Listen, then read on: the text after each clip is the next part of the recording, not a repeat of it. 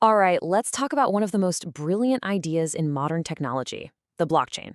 We're going to dive into how this thing actually works and specifically how it creates this kind of digital fortress that makes information incredibly secure, almost impossible to change. I mean, think about it. Any file on your computer, a document, a photo, you can copy it, edit it, delete it in a second. So how on earth do you create a digital record, say a list of who paid who, and make it so that nobody can secretly go back and mess with it? That's the huge puzzle that blockchain was built to solve. So, the first piece of this puzzle is a concept called a hash. The best way to think of it is as a unique digital fingerprint. You can take any data at all, a single letter or the entire Library of Congress, run it through a special algorithm, and it gives you back this unique code. But here's the real magic. If you change just one tiny thing in the original data, add a comma, change a number, the fingerprint, the hash, changes completely. It's totally unrecognizable. This is our first security tool, and it's a big one. Okay, so how do we use these hashes? Well, transactions are bundled together into what we call a block. Now, look here. Each block gets its own unique hash, its own fingerprint. But, and this is the kicker, it also includes the hash of the block that came directly before it. So block 2 literally contains the fingerprint of block 1, and block 3 contains the fingerprint of block 2. You see what's happening? We're building a chain. And that is the absolute genius of it. It's not just a list of records, it's a series of links that are mathematically locked together. Because that previous block's hash is part of the data that creates the new block's hash, the entire history of the chain is literally baked into every single new link that gets added. You just can't tweak one link without it being obvious to the rest of the chain. All right, so we've built our shiny, secure chain. Now let's have some fun and try to break it. Let's put on our bad guy hats for a minute and imagine we want to rewrite history. We want to go back and change a transaction that's already been locked in. Okay, so let's say our attacker, Bob, sent 3 coins to Carol, and that transaction is recorded way back in block 2. But now Bob regrets it. He wants his money back. So his plan is to sneak into block 2 and just edit the record to say he sent 0 coins. Sounds simple, right? Just change a 3 to a 0. Well, not so fast. The very instant Bob changes that transaction data, the block's digital fingerprint, its hash, completely changes.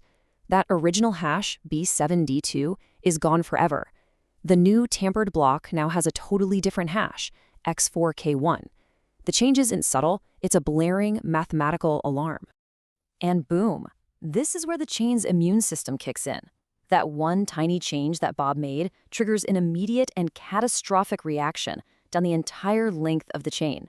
So our tampered block is just sitting there with its new hash, X4K1. Bob successfully changed the data inside that one block. But he's just created a much, much bigger problem for himself. Remember block 3? It was built to follow the original block 2, and it has that old hash, B72, stored inside it as its guidepost. It's basically shouting, hey, I'm looking for the block with fingerprint B7D2. And just like that, the chain snaps. Block 3 is now pointing to a version of block 2 that doesn't exist anymore. The mathematical connection is completely severed. This means block 3, and by extension every single block that comes after it, is instantly invalid. The whole thing falls apart. Now, the attacker might think, okay, I'll just update block 3 to point to my new fraudulent block. But the moment he does that, block 3's own hash changes, which then breaks the link to block 4. So he has to fix block 4, which breaks block 5. You see the problem? It's a cascade of failures. He'd have to recalculate every single block all the way to the present. That's a huge job. But you might be thinking, what if he has a supercomputer? Well, even with a supercomputer, recalculating the chain is only half the battle. Because here's the real fortress wall. The blockchain doesn't just live on one computer. I mean, that would be a terrible security flaw. Instead of some central server, the blockchain is distributed. It's copied across a massive network of thousands of independent computers, which we call nodes. Every single node has a full identical copy of the entire chain. There is no master copy. They all are the master copy. And we're not talking about a couple dozen computers here. For major blockchains like Bitcoin or Ethereum, we are talking about tens of thousands of these nodes spread all across the planet. So our attacker doesn't just have to fix his own copy of the chain, he somehow has to convince thousands and thousands of other computers that his fake version is the real one. So, how does this giant network of computers actually agree on what the truth is, especially if someone is actively trying to lie to them? Well, they follow one beautifully simple and very powerful rule. It's called the longest chain rule. The idea is that the real, honest version of the chain will be the one that has the most computational work invested in it, which in practice means it's the longest one. That's the one the majority of honest people have been working on. Any shorter, fraudulent chains are just ignored. They're seen as invalid branches and get rejected. So let's just recap what our poor attacker is really up against. They have to redo the hash of their fake block. Then they have to redo the hashes of all the blocks that came after it. And they have to do all of this work faster than the entire global network of thousands of computers, which is constantly adding new, honest blocks. It's like trying to win a race against the whole world after giving them a massive head start.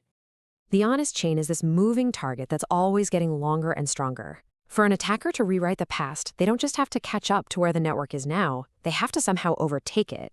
For any real-world blockchain, this is just considered computationally impossible.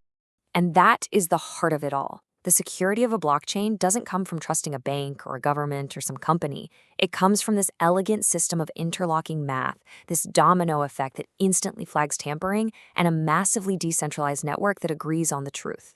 It's not trust in a person. It is quite literally an architecture of trust built from math.